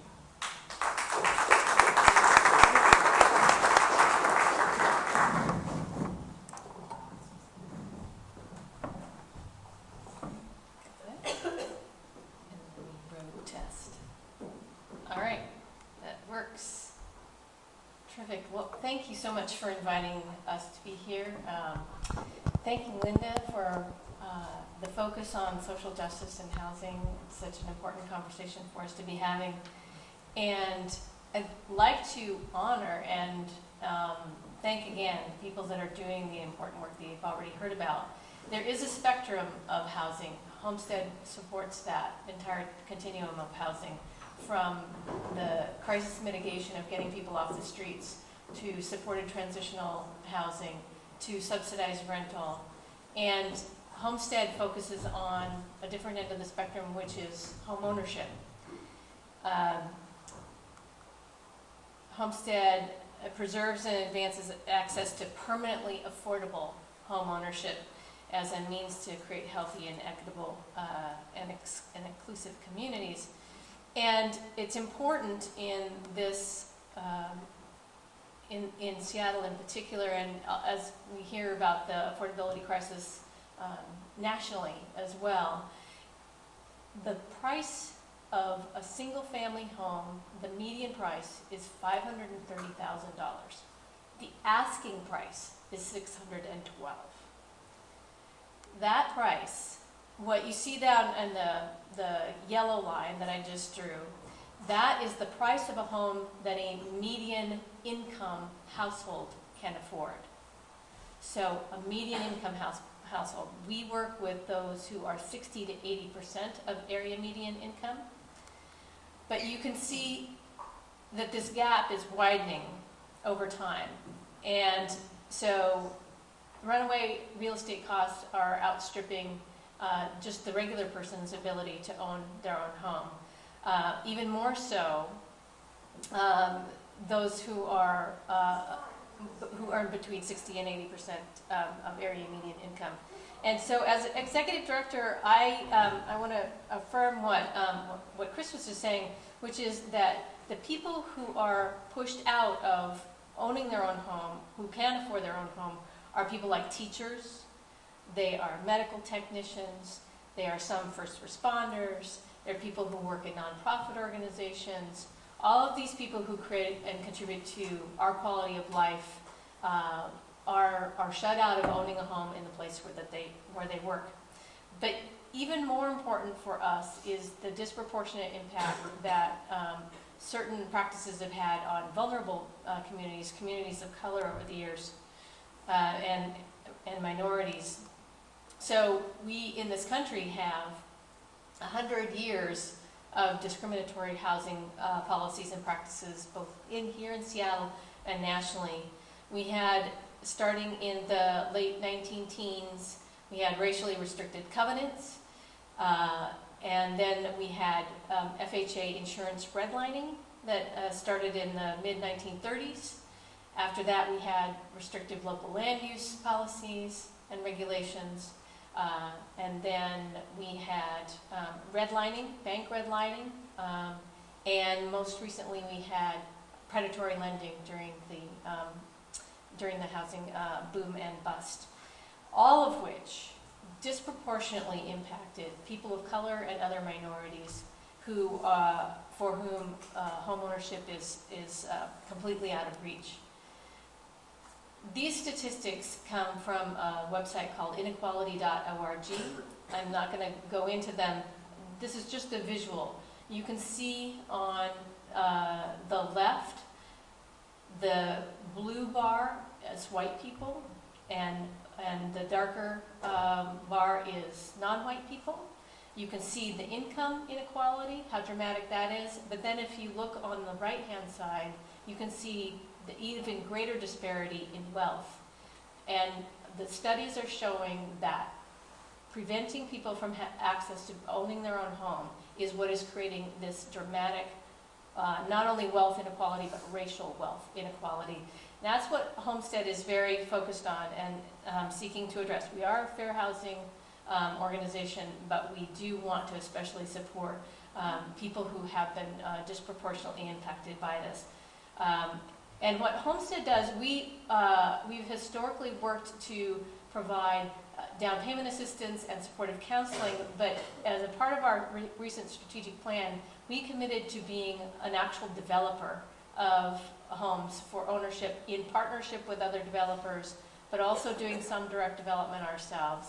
So we are working on both on the supply side of this issue, which I'll explain a little bit more in a moment. But just quickly, the wealth gap is widening. Minorities and people of color are disproportionately shut out of home ownership. And then from an environmental perspective, the carbon footprints and energy and utility costs of low-income renters and owners are often larger than than those who can afford green features of homes. And Homestead is particularly concerned about that intersection of sustainability and affordability. Sustainability to lower total cost of home ownership, but also to reduce the carbon footprint of these homes and the public investment in them. So I'm going to give you a brief overview of how a CLT works so that then we can talk a little bit about the funding challenges of doing this kind of work. A community land trust serves, as I said, the low to moderate income home buyer. We build new or we rehabilitate homes within an affordable range. We secure public and private investments to lower the cost of the home to the buyer. The buyer owns the structure, and then Homestead owns the land underneath the structure, and we lease that to them at an affordable ground lease price. Buyers then agree to live in their home, not to rent it out, and to resell their home at an affordable rate to the next moderate income buyer. So homeowners play a really important role in perpetuating the virtuous circle of the investment in a community land trust model. And so we're super grateful to them for their partnership. They agree to pay it forward. These are folks, just so that you know, market rate homeownership is a wonderful thing. The folks who buy our homes are not able, they're not financially able to access homeownership at a market rate. So this is an opportunity for them to own a home that they would not otherwise have, and they're so grateful to have the opportunity as we've structured it, that they're willing to pay it forward to the next buyer. So, and just to put a finer point on it, what we mean by permanently affordable is that when you invest in a Homestead home, you invest in the permanent affordability of that home at that specific address. And that makes it a very efficient use of public funds. You've invested in a home that's going to serve multiple families over 50, 70, 100 years. But you've also done something that other housing mechanisms for ownership don't do, which is we prevent displacement, further displacement.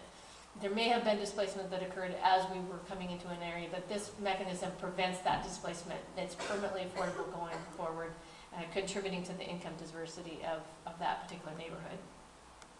So we build affordable homes and we secure the public and private investment to lower the price to buyers. We also provide home buyer education, default prevention counseling, and we facilitate resale. So we are there with those homeowners for the long term, and we support their success in home ownership. We have a foreclosure rate that's 10 times lower than the typical market rate home. We've only in our history ever had one complete foreclosure. So we think that's a good record, and it says that our home buyers are building equity safely. So switching into the funding piece just briefly, just so you get a sense of that.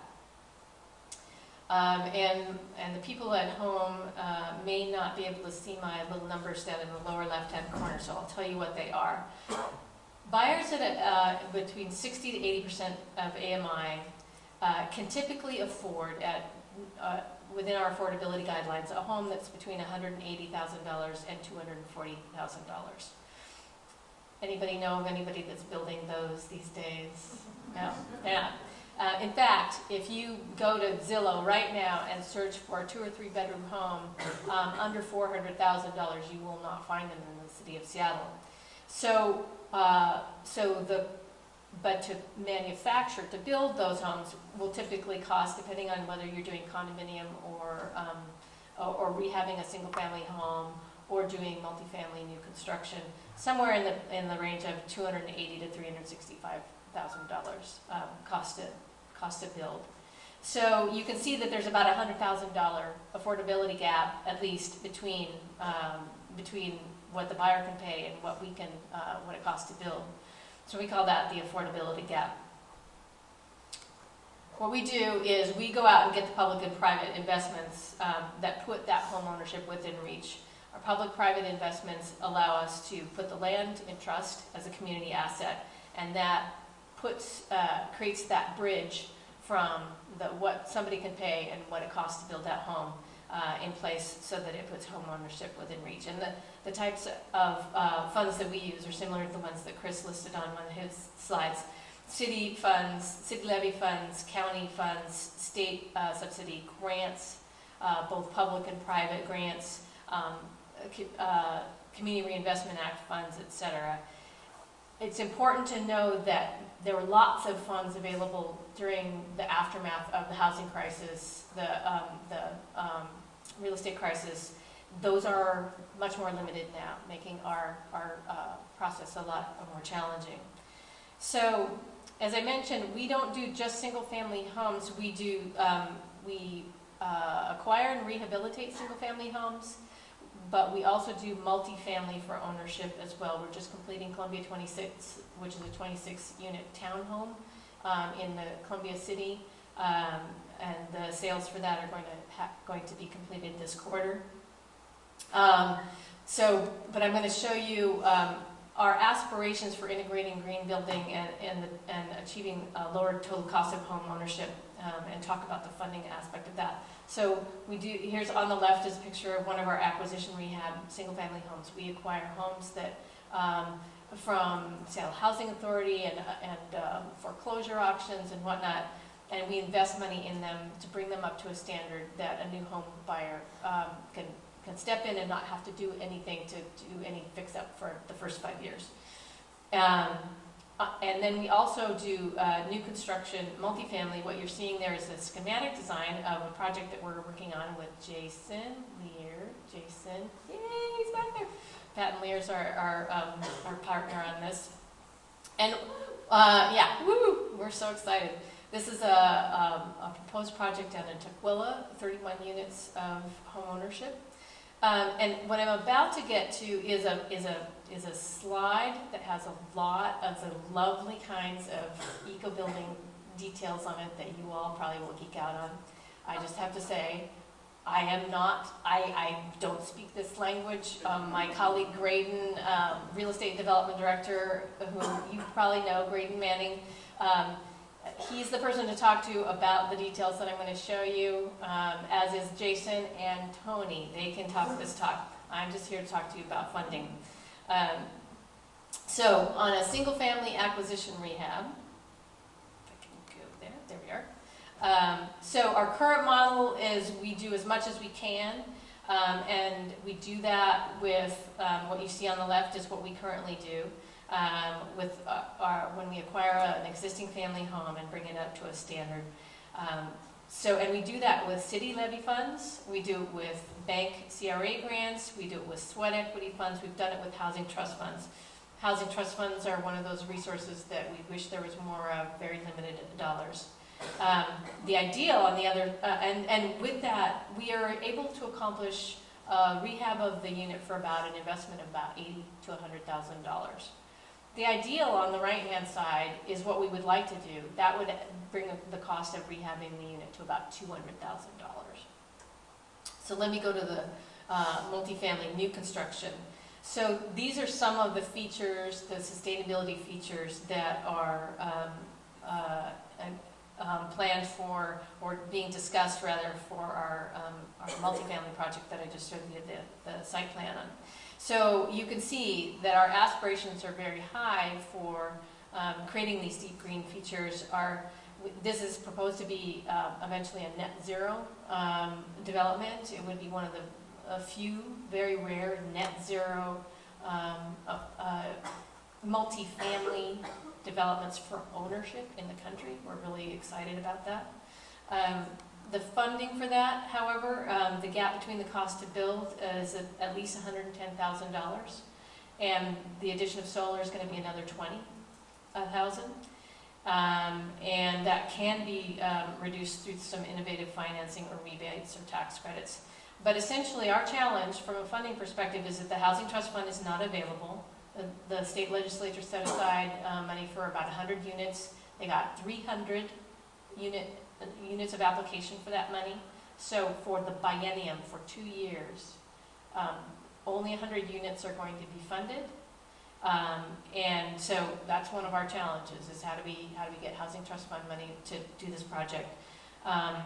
The net zero, there's a net zero demonstration fund that we could apply for, but you have to currently get the Housing Trust Fund award, and then the net zero demonstration funds are a match to that. So if we're locked out of homeownership dollars to start with regular, we can't get the match. There's no city subsidy in Tukwila where this project is located. There are county funds available. We're going to be applying for those. There are grants available for soft costs. And there are low interest loans for pre-development and development. But so you can see how challenging these projects are to produce. And Linda wanted us also to talk specifically about owner-occupied upgrades. This is specifically for our single-family homes that we do. So if we want to do energy enhancements in our homes, we have several different mechanisms to do that, but they're owner-financed typically, rather than grant-based. So we can't just give owners solar. They have to pay for it, and it has to be accounted for in the affordability calculations of their total expense.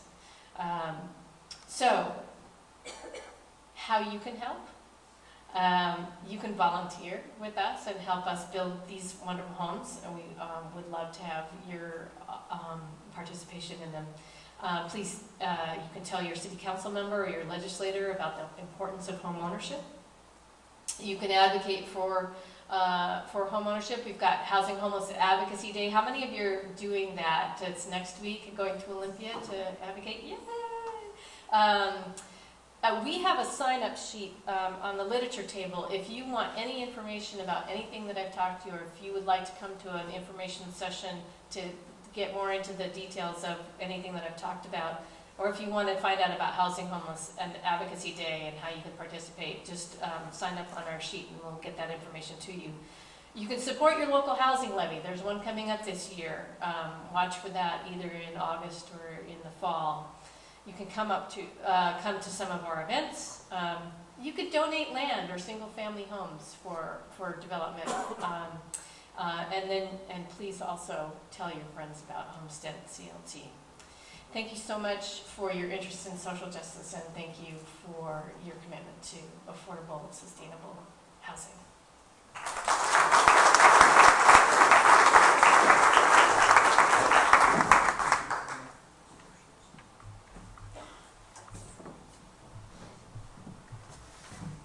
We have a brochure for Homestead on our table over here if you'd like to take a look at that.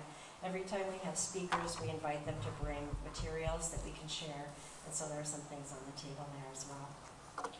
So our last speaker is Miles Ford.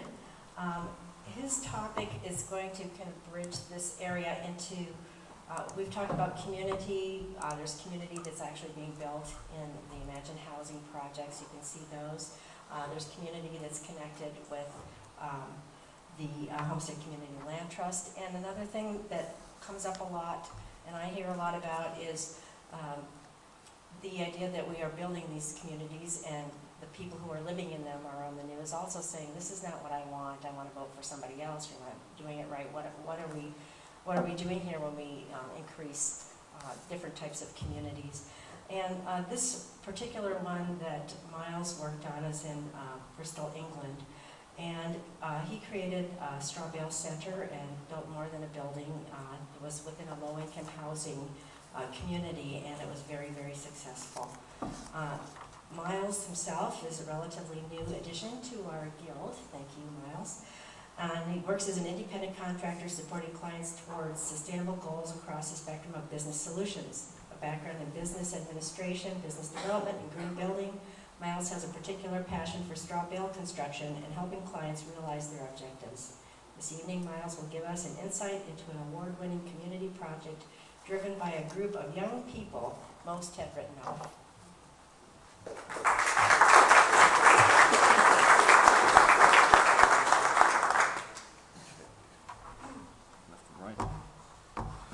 Hello. Thank you very much indeed. My name is Miles Ford, as mentioned, and I'm going to talk to you about the Norwest Media Centre.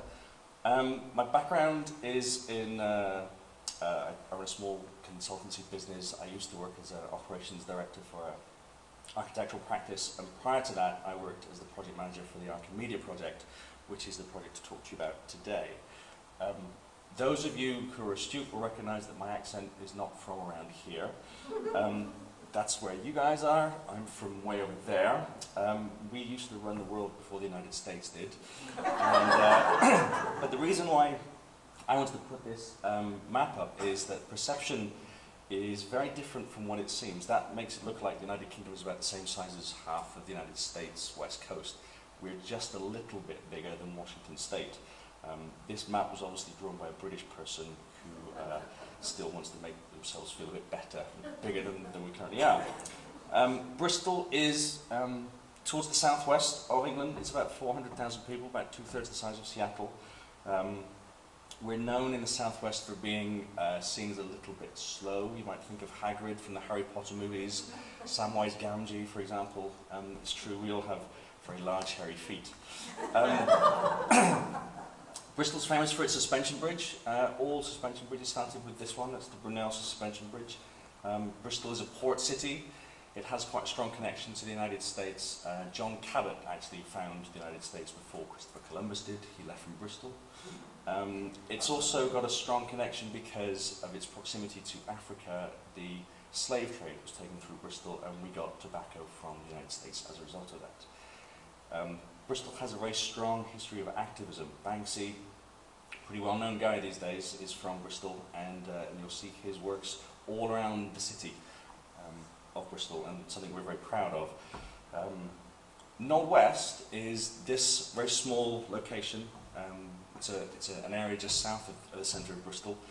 To tell you a bit about it, it was produced in the 1930s after the slum clearances of Victorian England, and are based upon the Garden City principles of the 1800s, which was about providing people with bright, airy spaces and a nice house to live.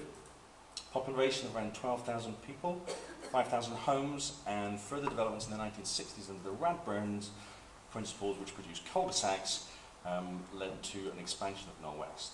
During the 1980s, when Ronald Reagan's girlfriend, Margaret Thatcher, decided to implement the right to buy scheme, 45% of those homes were then put into private ownership, which took them out of the social housing environment, and that has caused numerous problems. The Radburn principles have turned around and said, well, physical environment contributed to isolation rather than community interaction. By 2004, that neighbourhood was considered in the top 5% of deprived communities in the United Kingdom.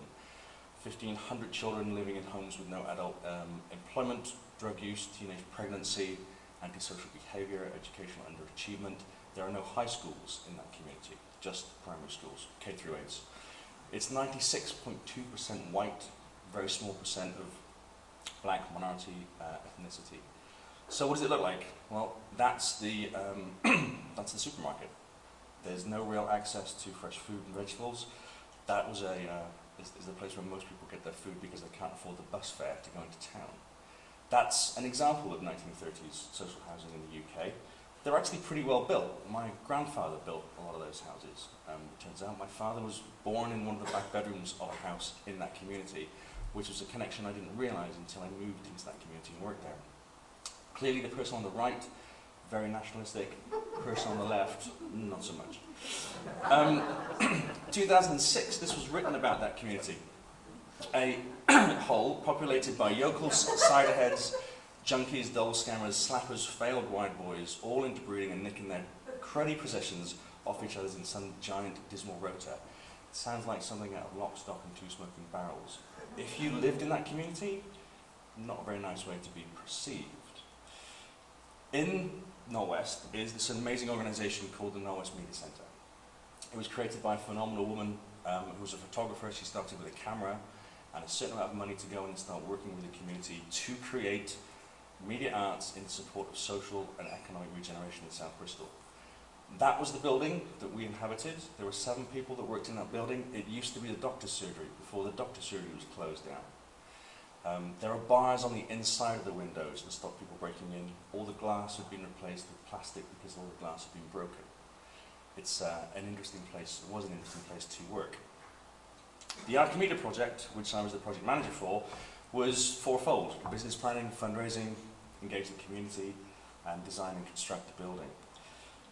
Business plan because there's a reliance on grant funding and we need to move towards economic sustainability and start generating our own income. Build confidence in the organisation and also provide a framework for the next 5 years. That's Jerry Maguire showing me the money. We had $150,000 to start with. That covered my salary, a youth worker's salary, a feasibility study budget, and an entire year's worth of youth engagement program.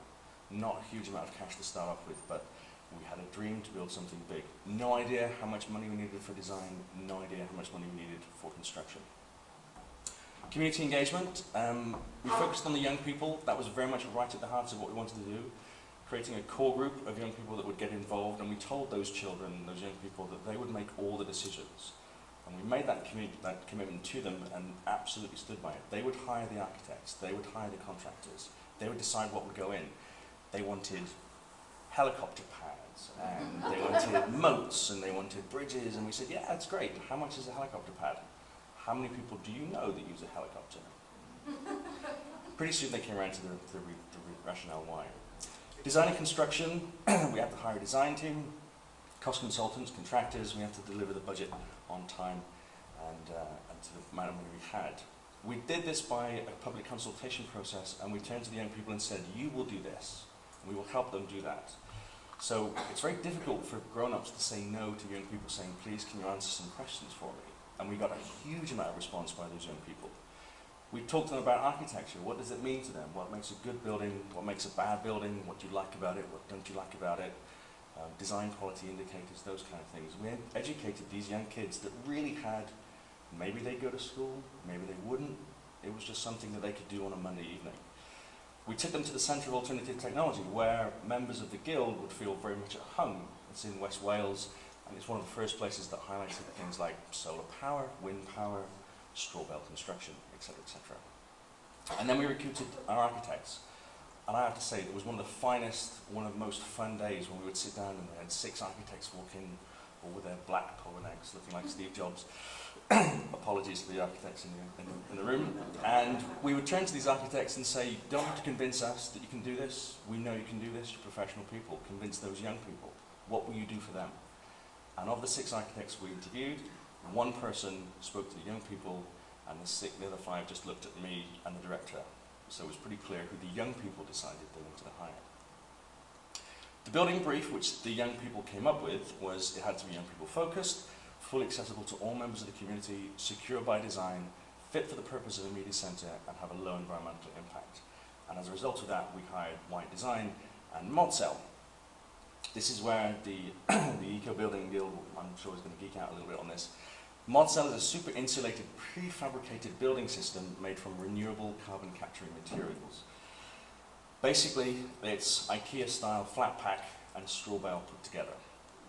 So we take our raw materials, we take the straw, we give it a haircut, trim it down a wee bit, and then using cross-laminated timber, which is widely available in Europe, we would take those and produce the frames that will be put together on their sides, sharpened broom handles, which you can probably just about make out going through the sides, and then you'd stuck it upright, fill with straw bale, put it under pressure, and then basically you have a straw bale wall, producing very happy workers. One particularly very happy worker sat right there.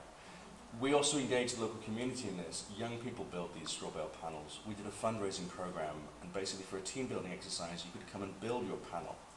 47 of those panels were put together after they were sprayed with lime render, or lime stucco, in the factory, and then delivered to site on the back of a tractor.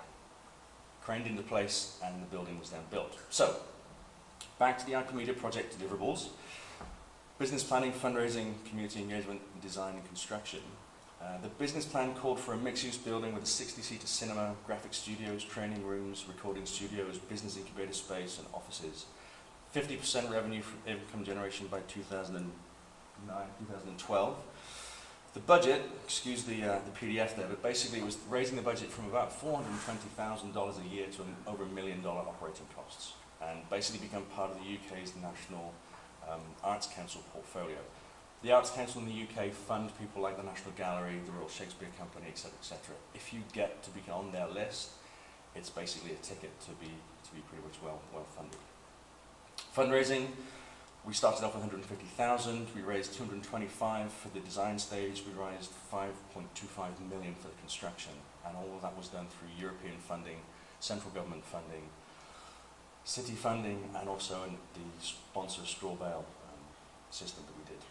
Community engagement, 12 young people aged 11 to 21 stayed with the project for 4 years. Every Monday night between 4 and 6 they came to the community centre. We offered them nothing apart from, do you want to get involved in how to improve your community? And they absolutely turned up week in, week out. Each member went on to form some form of further education, and in 2009 they were awarded the Queen's Award for Community Engagement. We took them up to Buckingham Palace, they met the Queen. It was kind of a crazy trip for them. It's amazing to see those young people now. I'm in contact with a lot of those kids these days. I say kids, they're now into their 20s. But they're all doing phenomenally well, which is great. Design and construction, it was opened in 2008, delivered on time and on budget. It's the largest straw bale building in the United Kingdom, and it won the 2009 Royal Institute of Chartered Surveyors Community Award. We like long titles in UK.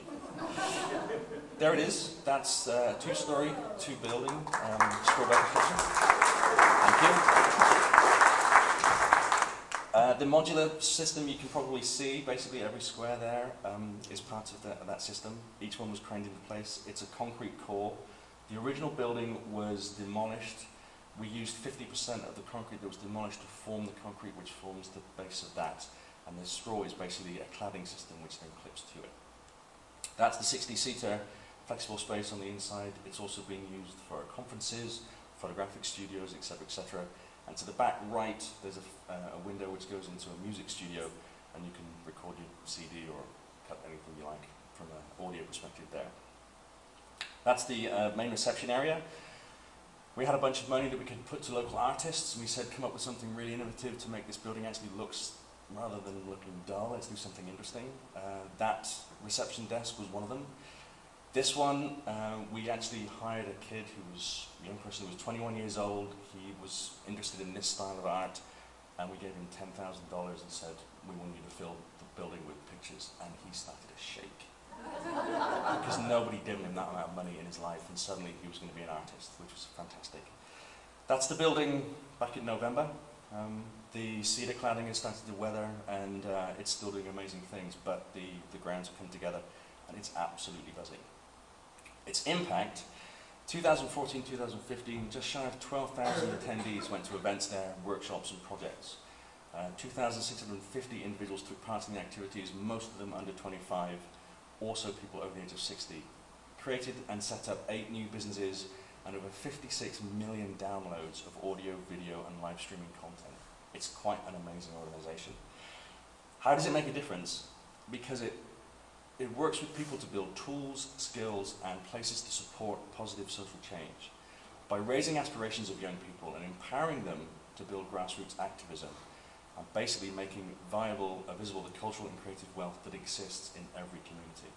Perception is very, very different than the reality.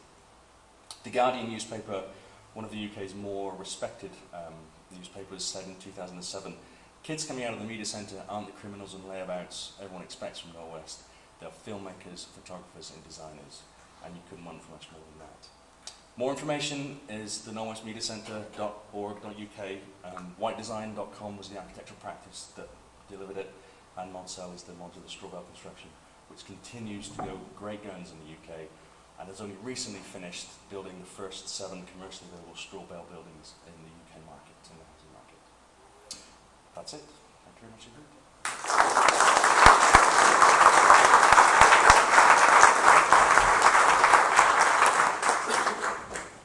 We've been very busy tonight. We were hoping to have a full half-hour Q&A, so we'll do what we can. Do you want to set this up and explain? Sure, yeah. So I do want to thank all of our speakers. You were phenomenal. Thank you very much.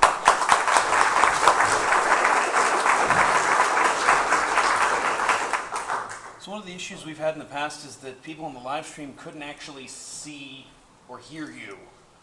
So what we'd ask, if you have a question, could you please just come up to this corner and just address the group? And then this way we can hear you, and then I'll bring the microphone over to them, and then they can answer, and then everybody hears everything.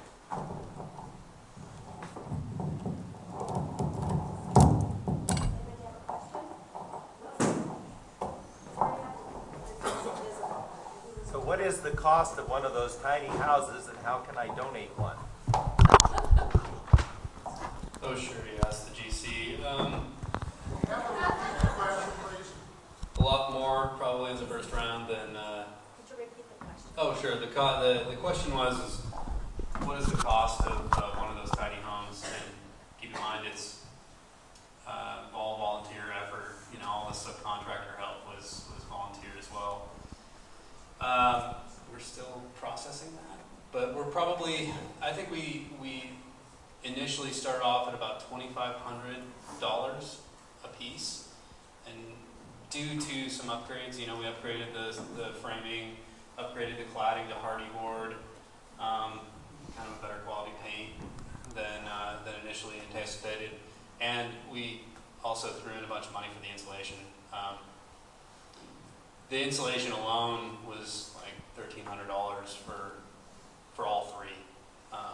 And that was just, it was a high-end insulation. But I don't know, it's a good question. Let me get back to you guys on that one. I think it was 2,200. So the baseline model is about $2,200 to $2,500, and then we variety of teams upgraded from there. So.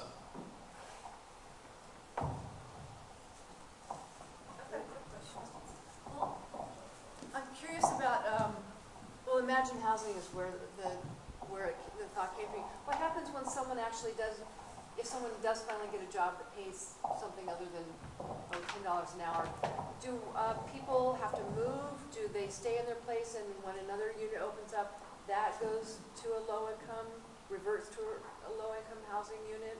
How do you deal with people, I don't know, aging out of place or aging in place or getting rich beyond their wildest dreams and no longer qualifying for the program? No, we don't move people out. It's their home, it's their community. We don't want to displace kids out of schools, so people are allowed to stay. And they will eventually find another place to live, and the next person that comes in will meet the affordability requirements. But it's not our intention to uproot a person's support system. That was the right answer.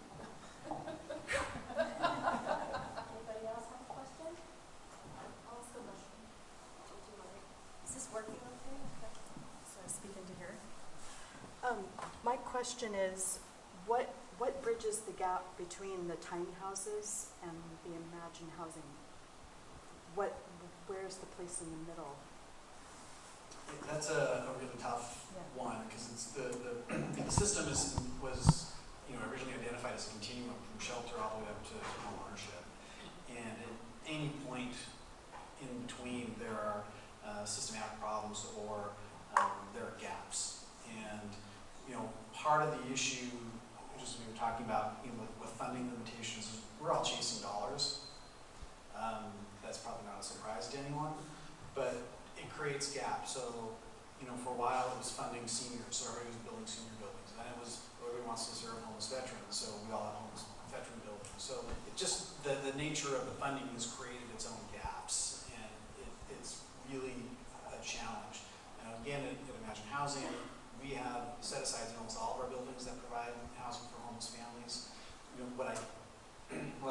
would anticipate that somebody who's living in a tent village or in the tiny homes would still meet the qualification as homeless, because that's not permanent housing that they're in there. So they would be eligible in our buildings that have those homeless set-asides. I can also speak to that because I think particularly in the city of Seattle, I'm not sure as much on the east side, there's been this real intentional thought about the continuum and how do we move people through and upward and out, and so out of the path, move them along the path out of poverty, essentially. So, and the mechanism to that is the thoughtful integration and collaboration between a lot of other services providers. We have, at Homestead, we borrowed something from HopeLink. They had a theory of change where they mapped the housing continuum and the supportive services to help people transition out of poverty. And so there is thought, but it takes the collaboration among many different agencies and many different services providers, and housing is only one piece of that. And can I ask a follow-up question? Yeah. Which is, to me, it's about income and where people are, but it's also about the cost of the housing. Like there's a square footage cost of the tiny house and there's a square footage cost of the Imagine Housing. Is there a place in the middle for that as well? Is there? Well, the only thing that I can say to that is that there is an intent to work with individuals on their economic issues so that they are progressing through increasing levels of stability and financial well-being. So, and home ownership on the far end is that final kind of step in the process. But there are these supporting services that work with individuals all along the spectrum on those issues. So I'm not sure that there's a housing type that is the median piece in between the tiny house and. Did anybody else have anything on that? I would agree. Just from our perspective, from our perspective, with working with the groups and clients that we work with on the projects that we do, the most successful projects and developments are really the ones that prepare the services and really build that scaffold of stability, and really work on a holistic kind of picture, and it really is about that continuum.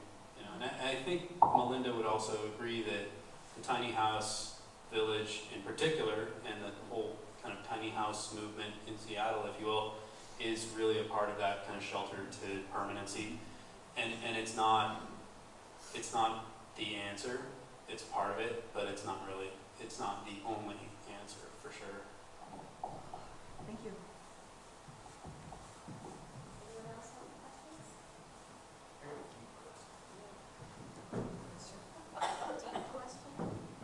I call it a geek questions because it's one of those details with the straw bale in England. Miles, what is holding that thing up? It looked like the corners were like solid wood, and I doubt if that's the case. The Motzell panels use 4-inch thick cross-laminated timber, which is being engineered timber. Basically, you need to get together.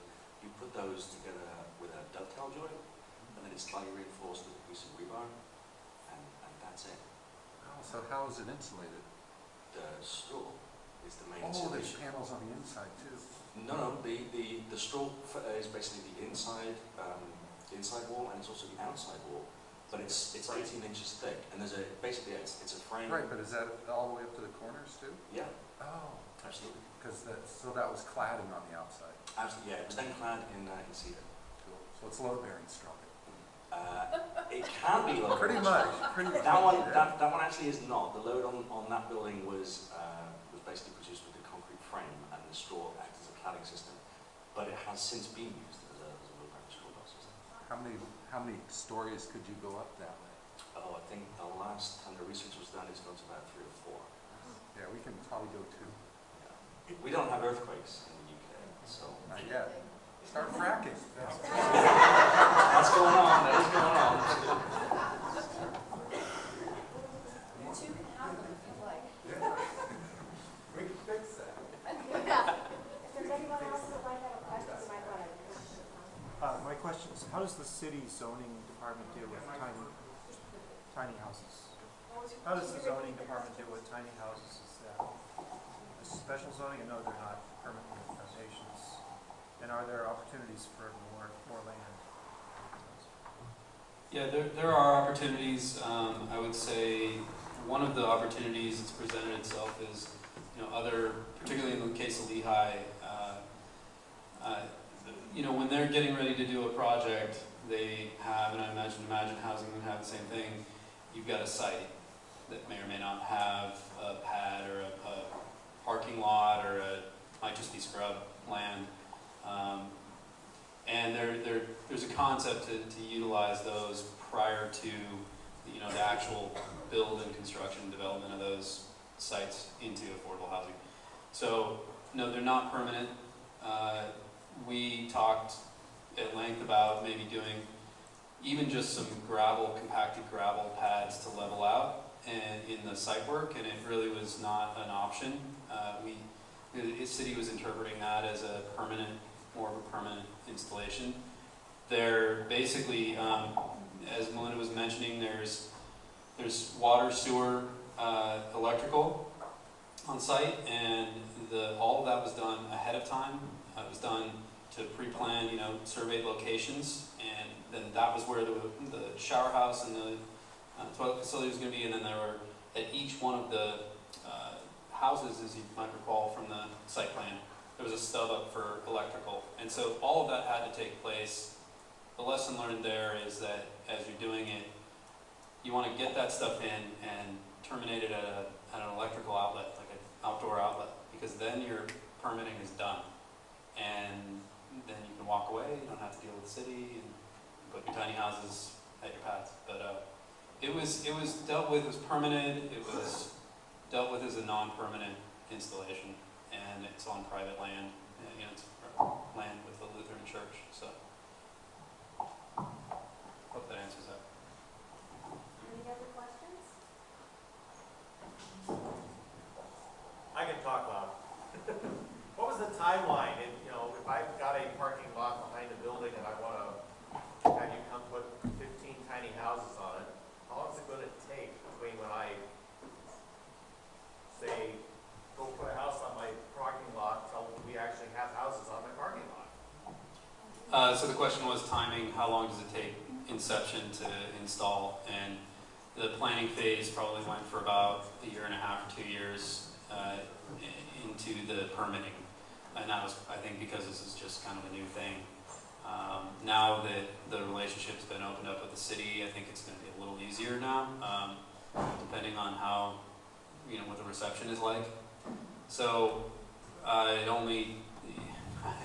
working with a volunteer force, again, being a general contractor is kind of hard to say, you want it done here, and then your volunteers don't show up, and then you go further. So it really, we came down to about, I don't know, Kevin, what do you think? Probably 8 solid work days, that were solid work days with volunteer force, and that was the intermittent. We'd have people there half day, and some people there for 2 hours, and then some people there all day. But it also requires at least a couple of people doing, kind of background work and preparation and planning. So, I think you can get it done much more efficiently if you just really stage it out as you would a project.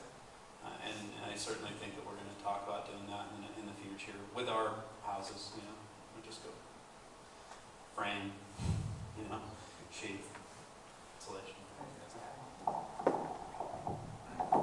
this isn't specific to tiny homes, but it's really important for any of our affordable housing developments is the siting, the access to transportation, access to services. All those things are so important in helping the residents, right? So I would just make sure that's part of the conversation. Any piece of land or any parking lot's not going to work.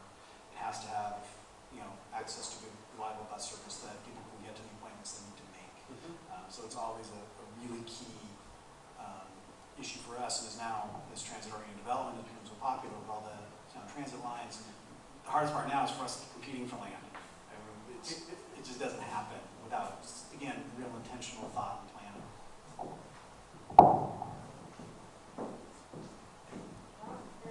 No more questions. I have a question. What are the challenges that you would have with teeny housing versus what has happened with micro housing? Micro housing has been put on hold. The city basically said that's it. The challenge for parking, challenges were also a lot of other issues. Are you having the same issues with tiny houses? Sure.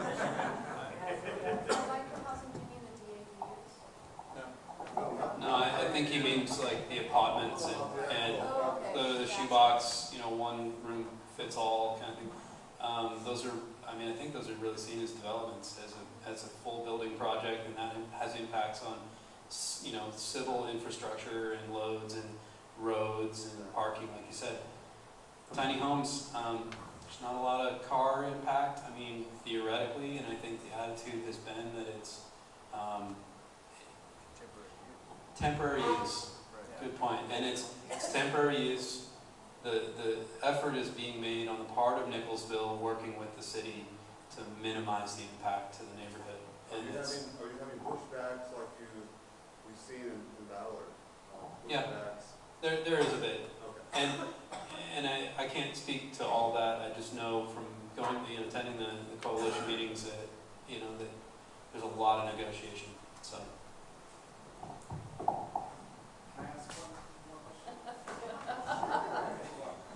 Speaking of the idea of making sure or ensuring access to resources that you just mentioned, to what degree, if any, is the idea of bringing those resources closer involved in the discussion in terms of making those resources closer to on-site? So it's great that the transportation is easily accessed, but how can we then bring the resources that they're trying to get to and actually incorporating them and making those part of those communities that you're covering? That's a balance, right? It depends on what resources you're talking about. Again, we provide services in our buildings and we try to fit those to the residents that are there.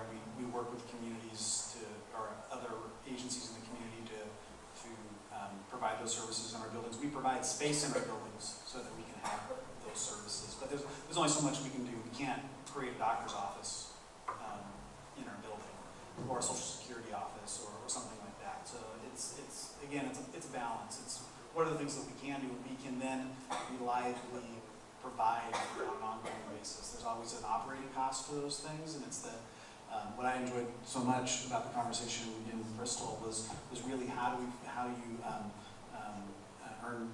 use that earned income, earned revenue from your product